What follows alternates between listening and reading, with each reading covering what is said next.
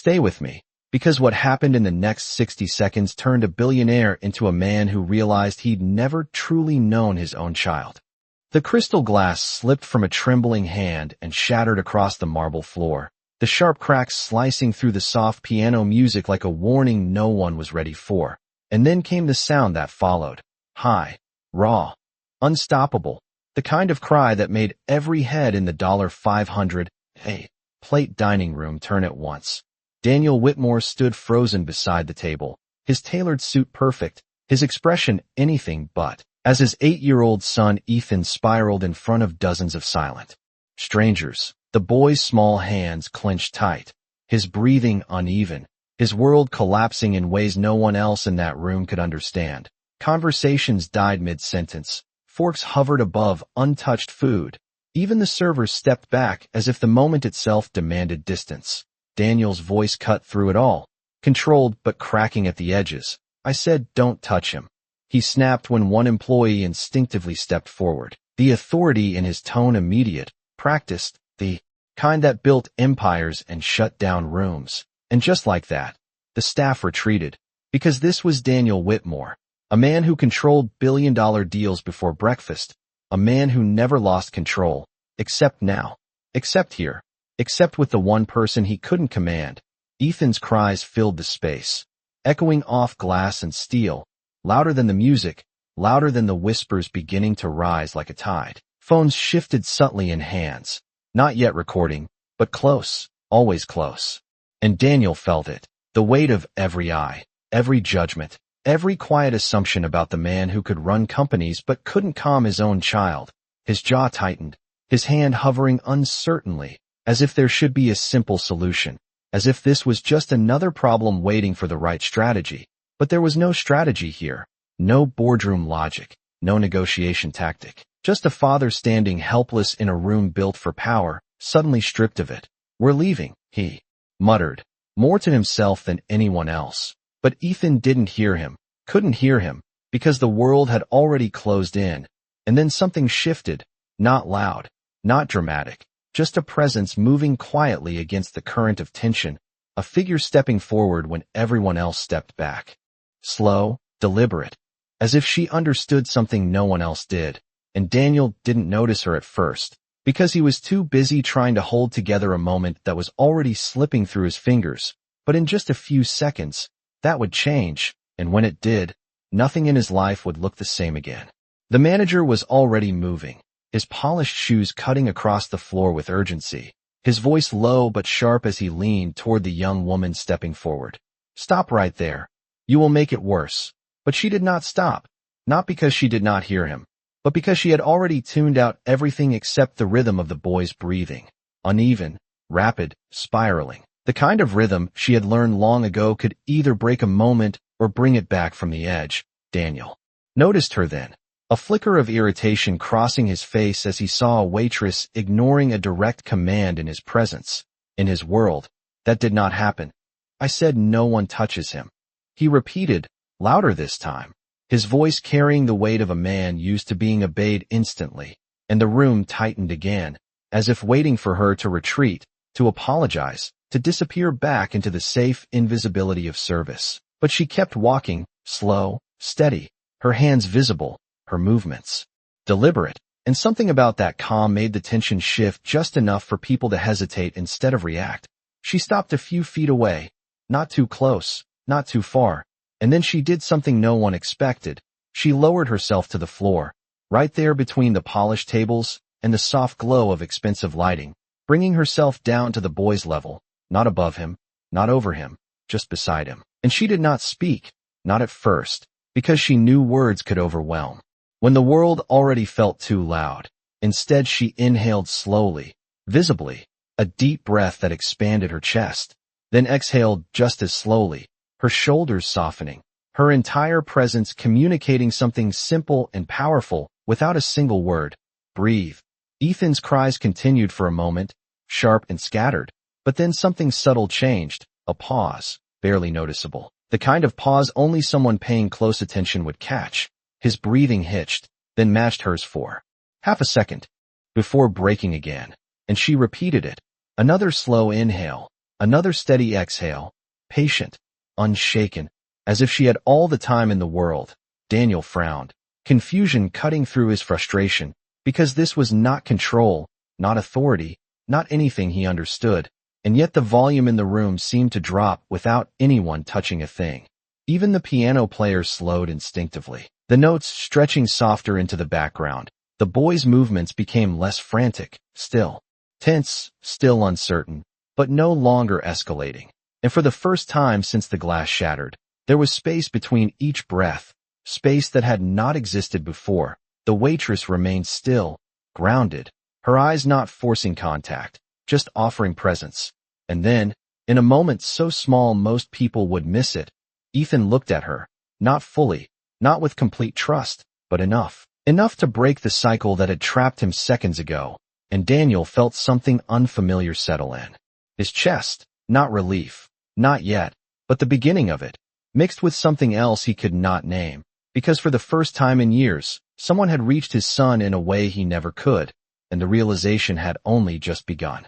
The moment stretched, fragile and electric, as if the entire restaurant was balancing on a single breath, and then the waitress spoke for the first time, her voice soft, steady, almost blending into the quiet hum of the room.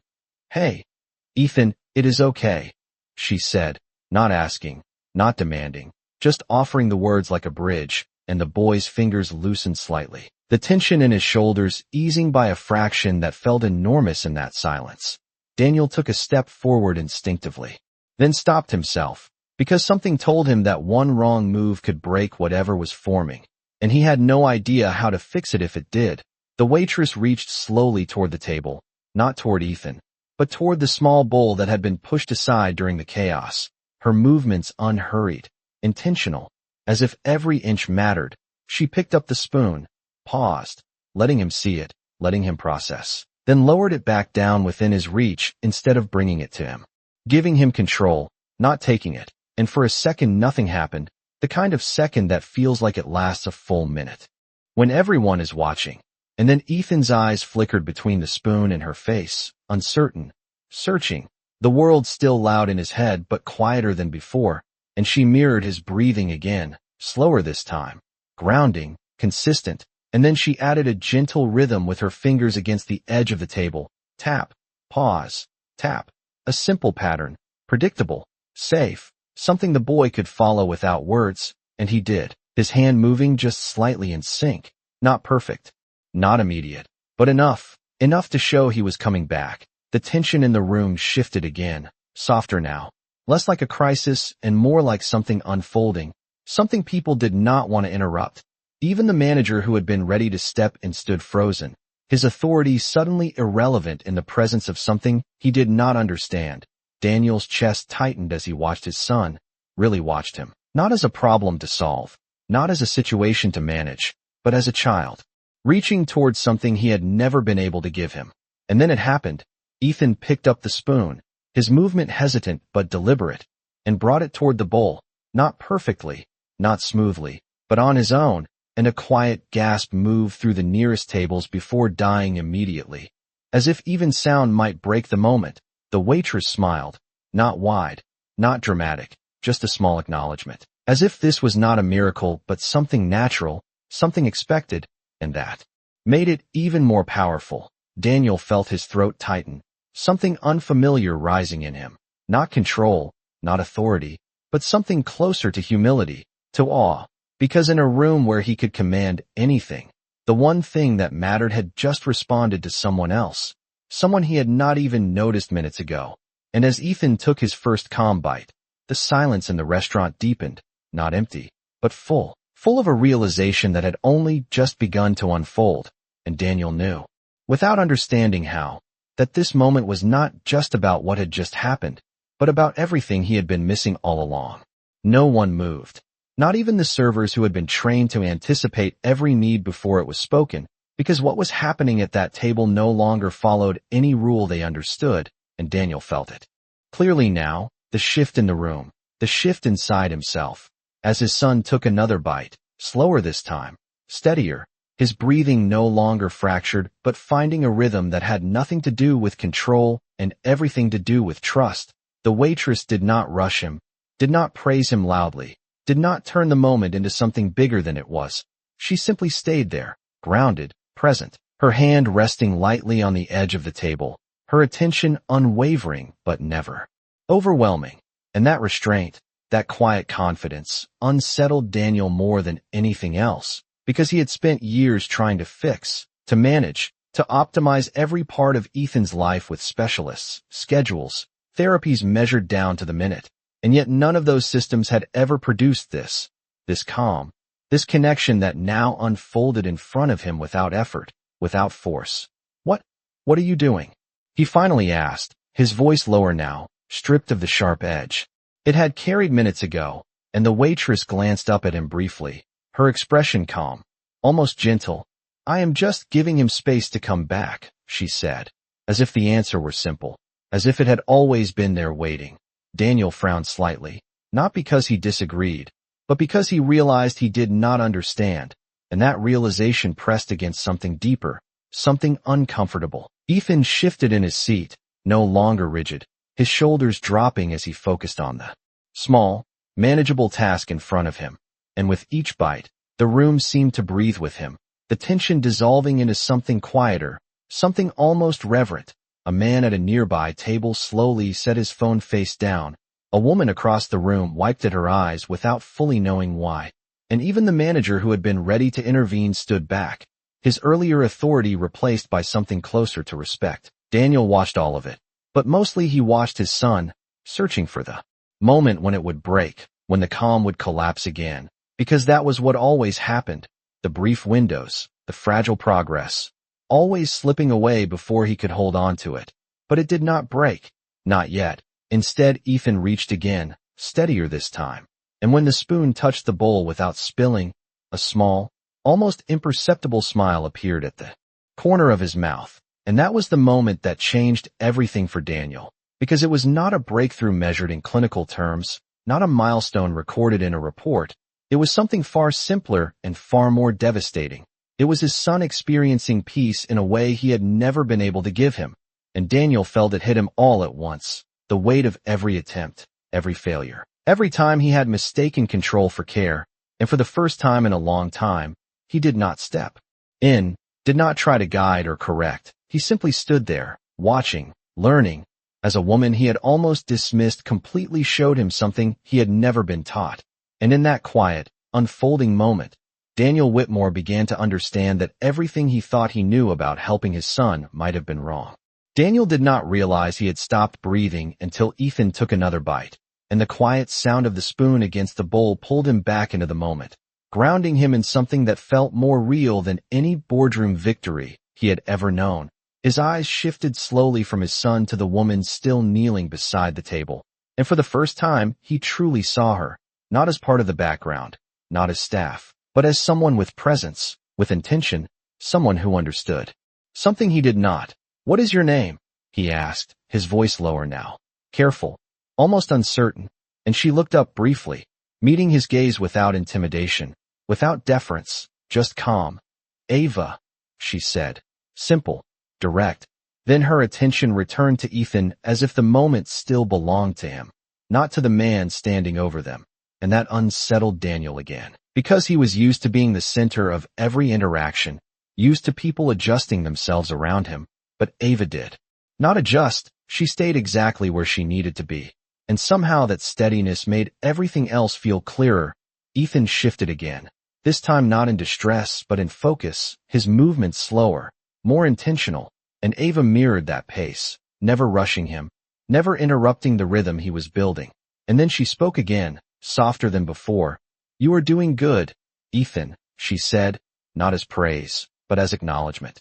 And the boy responded with a small sound, not quite a word, but something closer to engagement than Daniel had heard in weeks, maybe longer, and Daniel felt it, the quiet impact of that moment, heavier than anything loud or dramatic could have been, because it was real, because it was happening without force. How did you learn this? He asked, the question slipping out before he could stop it.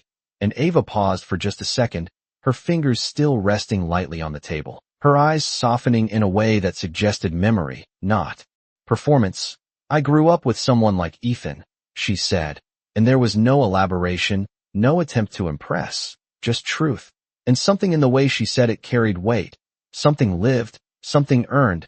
Daniel absorbed that quietly, his mind searching for more, for details, for credentials, for something he could categorize, measure, understand, but none of that came, because Ava was not presenting a resume. She was simply being present, and that was something he had never been trained to value. Ethan reached again, steadier now. And this time when the spoon touched the bowl, there was no hesitation, just continuation, and the room seemed to exhale collectively, a soft release that no one acknowledged out loud. But everyone felt. Daniel noticed the shift, the way people were no longer watching with curiosity or discomfort, but with something closer to admiration, respect, and it struck him then, quietly but powerfully, that the most important moment in that room was not the one he had tried to control, but the one he had almost stopped from happening. He looked at Ava again, really looked, and for the first time in years, Daniel Whitmore found himself without an immediate answer, without a plan, without control, and instead of resisting it, he stayed there, in that unfamiliar space, because somewhere deep inside, he knew that whatever came next would matter far more than anything he had ever built before. Daniel did not sit down, even when the tension had dissolved and the room had quietly returned to its rhythm, because something inside him told him that if he moved too quickly, he might lose whatever fragile understanding had just begun to form. Ethan continued eating, not perfectly, not effortlessly, but consistently, and that consistency felt like something rare, something almost sacred in a life that had been defined by unpredictability. Ava remained beside him, still. At his level, her presence unchanged, her attention steady but never intrusive, and Daniel realized that she had not once tried to take control of the moment. She had simply created space for it to unfold, and that difference, subtle but profound, unsettled everything he thought he knew. Can you show me?" he asked, the words unfamiliar in his mouth, because he was not used to asking for guidance. Not like this. Not from someone he had met only minutes ago. Ava glanced up at him again. Her expression thoughtful, not dismissive, not impressed, just considering. "You do not have to control everything," she said gently, and Daniel let out a quiet breath he had not realized he was holding, because the truth in that statement landed heavier than any criticism ever could. He watched as she slightly shifted her position, not to lead, but to demonstrate, her breathing still slow, her movements still deliberate, her focus still entirely on Ethan.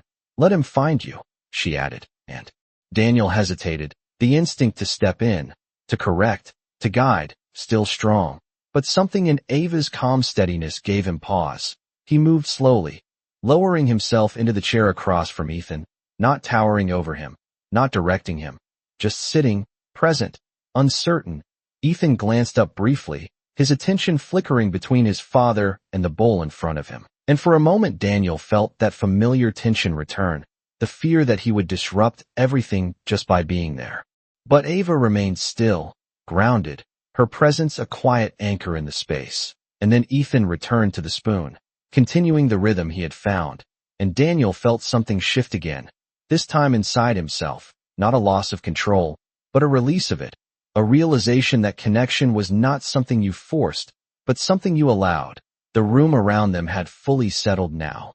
Conversations resumed in low tones. Glasses clinked softly, but the energy remained different, softer, more aware, as if everyone had witnessed something they could not quite explain. Daniel leaned forward slightly, careful, attentive, his voice quieter than it had ever been. "Hey, Ethan," he said, not as a command, not as a correction, but as an invitation, and the boy paused, just for a second, then looked up again, longer this time, his gaze meeting his father's in a way that felt new, unfamiliar, and Daniel felt it immediately. The weight of that eye contact, brief but real, and Ava noticed it too, though she did not interrupt, did not draw attention to it. She simply allowed it to exist, and that made it stronger. Daniel sat back slightly, his chest tightening with something he could not name, because in that quiet exchange, he realized that for the first time, he was not trying to fix his son, he was simply trying to reach him, and the difference between those two things felt like the beginning of something he had been searching for his entire life. The eye contact did not last long. maybe 2 seconds at most. But for Daniel it felt like something that had been missing for years had quietly stepped back into reach, and he did not rush it, did not speak again immediately, because for the first time he understood that silence was not empty. It was space, and Ethan needed that space more than he needed instructions.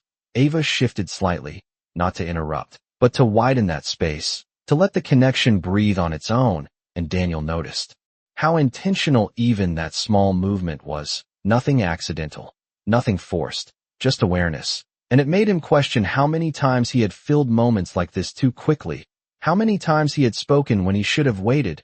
Ethan looked back down at the bowl, continuing the rhythm he had built, and Daniel mirrored him without realizing it, his own breathing slowing, his posture softening, his presence becoming less about control and more about being there, truly there.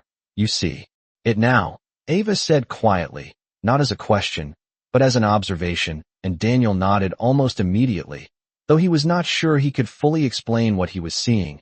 I think I do, he admitted, his voice low, thoughtful, and Ava gave a small nod in return, as if that was enough, as if understanding did not need to be perfect to be real. The restaurant had returned to its usual flow, but something lingered, a quiet awareness among those who had witnessed the moment, a sense that something meaningful had unfolded in a place usually defined by surface and status. Daniel became aware of it, the subtle glances, the softened expressions, but for once he did not feel the need to manage how he was perceived, because his focus had shifted entirely, and that shift felt more valuable than any reputation he had ever protected. Ethan finished another bite, and then paused, his hand resting lightly on the table. And for a moment Daniel wondered if the rhythm would break, if the calm would dissolve the way it always had before. But instead Ethan glanced up again, this time not searching, not uncertain, just present, and Daniel responded without thinking, offering a small, genuine smile, not exaggerated, not performative, just real, and Ethan did not turn away immediately. He held the moment for a fraction longer, and that fraction felt like progress that could not be measured. Ava watched it happen without interfering, her role already complete, and after a few seconds she slowly rose to her feet, not drawing attention, not making the moment about herself, just stepping back into the background as naturally as she had stepped forward, and that, more than anything, stayed with Daniel, because she had not taken credit, had not turned the moment into something she owned. She had simply helped it exist. Wait, Daniel said before she could fully step away, the word coming out softer than he expected, and Ava paused, turning back toward him, her expression calm, open, and for the first time Daniel hesitated, not because he did not know what he wanted, but because he realized that what he was about to ask mattered more than anything he had said all day, and he wanted to get it right, because in that quiet, shifting moment, Daniel Whitmore understood that this was not just about a single meal or a single moment of calm. It was about a door that had just been opened, and he did not intend to let it close again.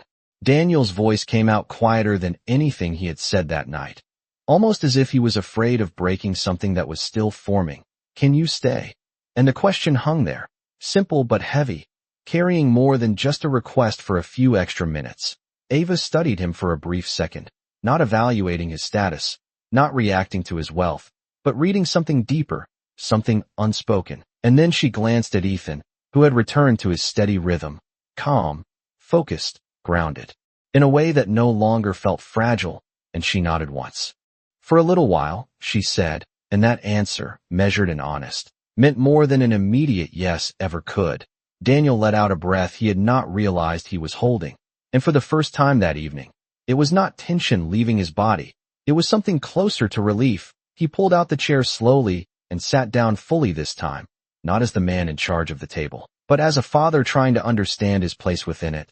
The shift was subtle but undeniable, even in the way he rested his hands, no longer poised to act, just present. Ethan glanced up again briefly, acknowledging him in that quiet, fleeting way, and Daniel responded with the same calm he had seen Ava use. No sudden movement, no overwhelming reaction, just a steady presence. And the moment held, not perfectly, but naturally, and that difference mattered. Ava remained nearby, not intervening, just observing, allowing the connection to unfold without stepping in unless it was needed, and Daniel realized That this was the part no one had ever taught him. Not the techniques, not the schedules, but the patience, the restraint, the willingness to step back instead of forward.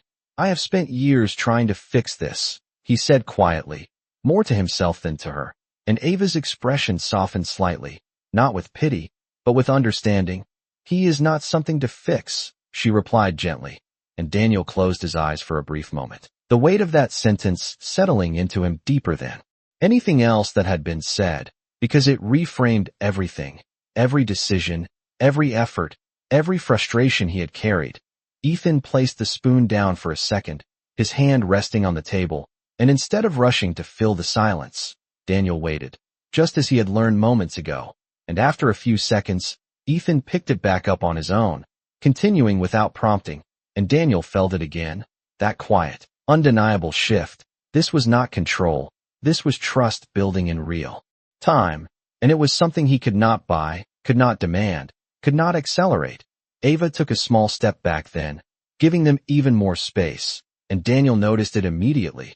The way she adjusted without drawing attention, the way she made herself less central as the connection grew stronger, and it struck him then, clearly, that everything she had done was not about stepping in, but about knowing when to step away, and that realization stayed with him as he watched his son, not with urgency, not with pressure, but with a kind of calm he had never known before, and in that moment, Daniel Whitmore understood something that no business deal, no expert, no amount of money had ever taught him. That sometimes the most powerful thing you can do is not take control, but let go just enough for something real to finally reach you. The rhythm at the table no longer felt fragile. It felt established, like something that had found its place without being forced into it. And Daniel sat there watching it unfold with a quiet focus that replaced the urgency he had carried for years. Ethan continued eating at his own pace, not rushed, not interrupted, and every small movement seemed to carry more meaning than any breakthrough report Daniel had ever read. The room around them had fully returned to life. Soft conversations, gentle laughter, the low hum of a normal evening. But at that table something remained different, something deeper, and Daniel was aware of it in a way he could not ignore. Ava stood just a few steps away now, no longer directly involved, but still present, her attention relaxed yet observant, as if she trusted the moment enough to let it continue without her. And that trust, that willingness to step back, stayed with Daniel more than anything she had done earlier, because it showed him that connection was not about constant action, it was about knowing when to allow space. Does it always work like this? Daniel asked quietly, not looking at her immediately, his eyes still on Ethan, and Ava shook her head slightly, a small, honest gesture. No, she said. But it is not supposed to be perfect, and Daniel absorbed that slowly, because perfection had always been his standard, the thing he chased in every part of his life. And yet here, in the most important part, perfection had only created distance. Ethan paused again, his hand resting lightly on the table, and Daniel felt the instinct to speak, to guide, to do something, but he stopped himself, remembering what he had just learned, and after a few seconds, Ethan resumed on his own, and that small continuation felt like confirmation, like proof that stepping back did not mean losing control. It meant building something stronger. Ava watched quietly, her expression thoughtful, and Daniel realized that she was not surprised by any of this, not impressed, not amazed, just familiar, as if this was something she had seen before, lived before, understood in a way he was only beginning to grasp. You said you grew up with someone like him, Daniel said, finally turning his attention toward her, his voice steady but curious, and Ava nodded, her gaze softening slightly. My younger brother, she replied, and there was a pause after that, not awkward, not incomplete, just enough to suggest that there was more beneath the surface, more that did not need to be explained to be understood. Daniel studied her for a moment, seeing now what he had missed earlier, not just calm, not just patience, but experience shaped by something real, something personal, and that realization shifted his perspective even further. Because this was not technique, this was lived understanding. Ethan finished another bite, and then set the spoon down, not abruptly, just naturally, as if he had reached his limit, and Daniel did not react immediately, did not question it. He simply waited, watching, and after a moment Ethan leaned back slightly, calm, present, and Daniel felt something settle in his chest, not tension, not uncertainty, but something quieter, something closer to clarity, because for the first time, he was not measuring the moment by what was missing, he was recognizing what was there. And as he looked at his son, then at Ava, Daniel Whitmore understood that this was not just a moment that had gone differently. It was a moment that had revealed something he had been unable to see until now. And once seen, it could not be ignored. Daniel sat in that quiet clarity for a moment longer, letting the absence of urgency settle into something unfamiliar but steady. And then he did something that would have felt impossible to him just an hour ago. He stopped trying to analyze what had just happened, because for once, understanding did not come from breaking something apart. It came from simply experiencing it as it was. Ethan remained calm. His small body relaxed in a way Daniel rarely saw outside of controlled environments. And even then it had never looked this natural, never this unforced. Daniel leaned forward slightly, resting his forearms on the table, not as a move to intervene, but as a way to be closer, to be present without pressure. "Are you done, buddy?" he asked softly, and Ethan gave a small nod, not exaggerated, not delayed, just a simple response that felt almost effortless. And Daniel felt it again, that quiet impact, the realization that connection did not have to be loud to be real. Ava watched from a short distance, her expression calm, but there was something else now, something more reflective, as if she recognized the shift not just in Ethan, but in Daniel as well. And that shift mattered, because it was not temporary, it was foundational. "You stayed with him," Ava said quietly, and Daniel looked up at her, slightly confused at first. "I did not do anything," he replied honestly, and Ava gave a small, knowing smile. "That is why it worked," she said, and Daniel let out a soft breath, the meaning of that settling deeper than he expected, because it challenged everything he had built his identity around. Doing more, controlling more, solving more, and yet here, doing less had created more than he ever had before. Ethan shifted in his seat, then slowly stood, not abruptly, not with resistance, just moving at his own pace, and Daniel followed his lead, standing as well, but keeping his movements measured, matching the rhythm instead of imposing his own. "We should head out," Daniel said gently, and Ethan looked at him, then nodded again.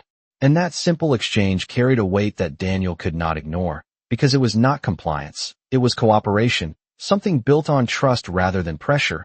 Daniel reached for his jacket, then paused, turning back toward Ava, and for a moment he said nothing, because the usual words felt insufficient, too small for what had just happened. Thank you did not feel like enough, not for something that had shifted the way he saw his own son, his own role as a father, but it was what he had, and he said it quietly, sincerely. "Thank you, Ava." And she nodded, accepting it without dramatizing it, without minimizing it, just acknowledging the moment for what it was. "He did most of it," she said, glancing briefly at Ethan, and Daniel followed her gaze, seeing his son not as someone fragile, not as someone defined by limitation, but as someone capable, someone who had simply needed the right space to show it. And that realization stayed with him, deeper than anything else, as he reached for Ethan's hand, not to guide, not to pull, but to offer, and Ethan accepted it without hesitation. And as they turned to leave the restaurant, Daniel Whitmore knew that this was not the end of something difficult. It was the beginning of something he had never truly understood before, and as he walked toward the door, he could not shake the feeling that the most important decision he would make next had nothing to do with business, but everything to do with whether he would have the courage to change. The night air outside felt different, cooler, quieter, as Daniel stepped onto the sidewalk with Ethan beside him, the city lights reflecting off glass towers that once defined his world, but now seemed strangely distant. He did not rush to the car, did not check his phone, did not fall back into the rhythm of urgency that had ruled his life for years. Instead, he slowed his pace to match Ethan's. Something so simple, yet so unfamiliar that it felt almost intentional in a way he had never considered before. Ethan walked beside him calmly, his hand still resting in Daniel's without resistance. And that alone felt like something Daniel did not want to take for granted. Not anymore. He glanced down at his son, really looked at him again, not searching for signs of struggle, not anticipating problems, just observing him as he was in that moment.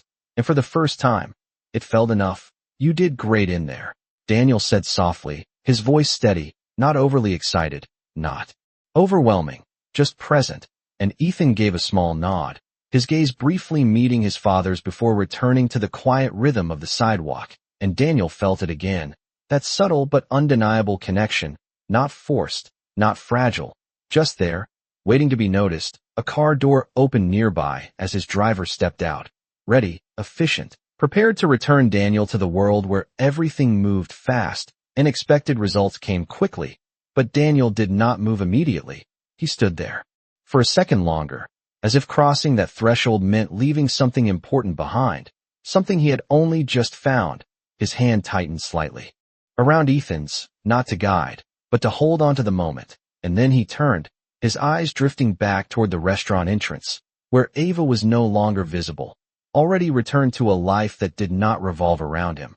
And that realization struck him in a way he did not expect, because for once, the most important person in his world was someone he could not simply call back with a decision or a contract. She had stepped in, changed everything, and stepped out without asking for anything in return, and Daniel understood then that what she had given him was not something he could replicate with money or influence. It required something else entirely, something he had not yet mastered: patience, presence, humility. He opened the car door slowly, guiding Ethan inside. But even as he did, his mind was not on the next meeting, not on the next deal. It was on the moment he had almost missed, the moment he had nearly stopped before it began, and as he settled into the seat beside his son, watching the city begin to move again outside the window, Daniel Whitmore realized that the most important decision he would make next was not whether to move forward with his empire, but whether he was willing to rebuild himself in a way that finally made room for his son. The car moved through the city in quiet motion, the soft hum of the engine blending with the distant glow of streetlights passing one by one. And for the first time in years, Daniel did not reach for his phone, did not open his calendar, did not step back into the world that had always demanded his attention. Instead, he sat beside his son in silence, not empty silence, but something fuller, something intentional. Ethan leaned slightly against the seat, calm, his breathing steady, his presence no longer something Daniel tried to manage, but something he was learning to understand, and that shift changed everything. Daniel glanced at him, then away, then back again, as if he was still adjusting to seeing his own child differently, not as a responsibility to optimize, but as a person to connect with. And that realization carried weight, heavier than any deal he had ever closed. The city lights reflected in the window, stretching into lines of motion, but inside the car, time felt slower, more deliberate, and Daniel allowed himself to stay in that pace.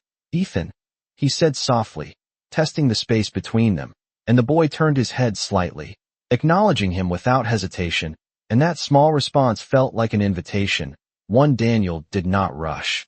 "Do you want to come back there again sometime?" he asked, his voice careful, not demanding, not expecting, just offering, and Ethan paused, considering in his own way, then gave a small nod, simple, clear, and Daniel felt something settle inside him, something that felt like direction, not the kind that came from strategy, but the kind that came from understanding what mattered. The driver glanced briefly in the rearview mirror, waiting for instructions that did not come, because Daniel had not decided where he was going next. Not yet. His mind was not on destinations or schedules. It was on a single question that now felt more important than anything else. How do I keep this? How do I not lose what just happened? And the answer, though not fully formed, began to take shape in the quiet space of the car. It was not about control, not about recreating the moment exactly, but about changing himself enough to allow moments like that to happen again, consistently, genuinely. And that realization was both simple and overwhelming, because it meant letting go of the habits that had built his success, the need to act, to solve, to lead every situation. Ethan shifted slightly, his hand resting near Daniel's, and after a brief hesitation, Daniel placed his hand there again, not forcing contact, just offering it, and Ethan accepted it without pulling away, and that acceptance, quiet and unspoken, felt like progress that did not need to be measured. The car slowed as they approached an intersection, the city continuing around them, unaware of the shift that had just taken place inside one man's world. and Daniel looked out the window for a moment before turning back to his son, a quiet determination settling into his expression, not the sharp, driven focus that had defined him before, but something steadier, something more grounded, because for the first time, Daniel Whitmore understood that the life he had built would mean nothing if he could not build a way to truly reach his own child. And as the car continued forward into the night, he made a decision that would not be announced, not celebrated, but would quietly begin to change everything from this moment on. The car finally came to a stop, but Daniel did not move right away, his hand still resting lightly against Ethan's, his thoughts no longer racing ahead, but settling into something quieter, something deliberate. And for the first time in a long time, he allowed that stillness to exist without trying to fill it. The driver waited, silent, trained to anticipate.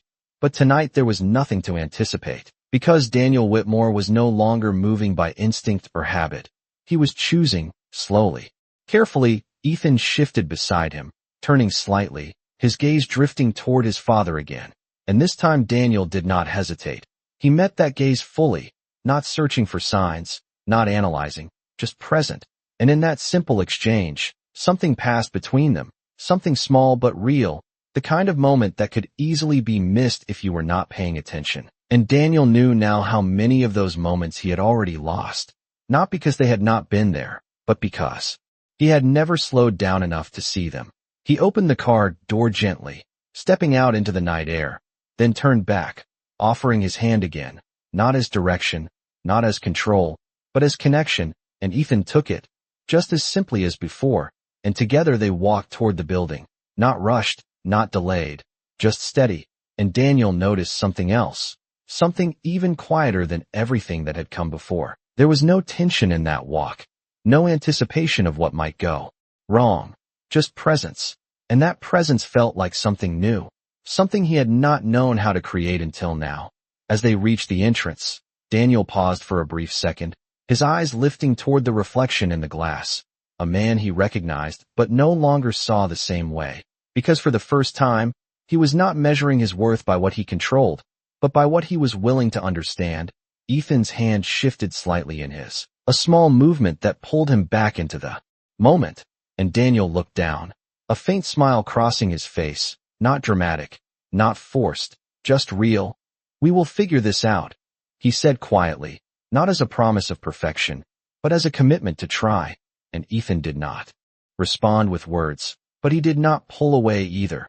And that was enough, more than enough, because Daniel understood now that connection was not built in declarations. It was built in moments like this, small, consistent, honest. As they stepped inside, the world Daniel knew began to return, schedules, expectations, responsibilities waiting just beyond the door.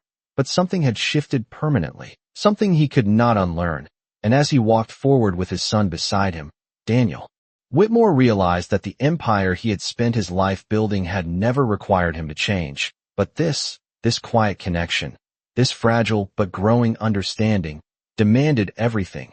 And for the first time, he was ready to give it, because some men build entire worlds to feel powerful, only to discover that the greatest strength they will ever need is the ability to truly see the person standing right beside them.